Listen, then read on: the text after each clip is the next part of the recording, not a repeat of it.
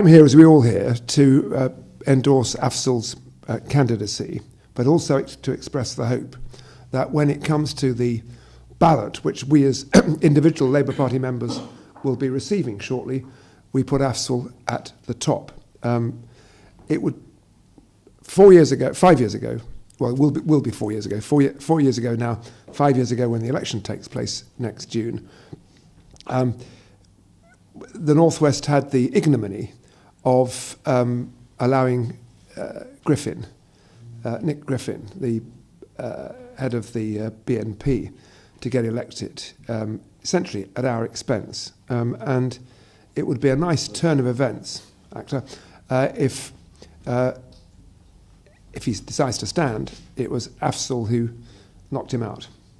I'm not saying that just because this area, as indeed the whole of the North West, has a large Asian heritage population, but also, and this is in a sense much more important, because I know AFZAL and have known him for long enough to know how capable he is of representing everybody in the North West, regardless of their ethnicity or their faith or indeed their gender. But he can't help being a fella, and there's nothing he can do about that. Other things he might be able to change. And AFZAL's got, a very wide experience. He served in the police service for 8 years for Greater Manchester. He then became a lawyer. He's an experienced lawyer, and the kind of lawyer who knows about individuals' problems, not somebody working in the city or doing commercial work in central Manchester. So he knows about that. He worked for the last Labour government in various advisory capacities, including when I was Foreign Secretary on a group dealing with extremism, and indeed went to Kazakhstan to talk about the work there.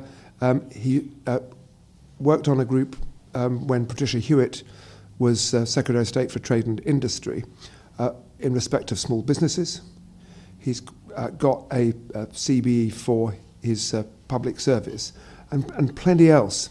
So, my view, and say, but I don't think anybody is convincing of this who's in the room, because we're amongst friends and supporters for you, AFZAL, is that AFZAL is really very qualified indeed, not just to serve as a MEP for the North West and a Labour MEP, but to be right at the top of the Labour list. And that's the challenge for all of us, and that we're going to listen with great interest to what AFZAL has to say. But the important thing is for us to ensure that when we're talking to friends and colleagues in the party, when those ballots come out and just before, we say to people, yes, we can, and it's number one. Thank you very much.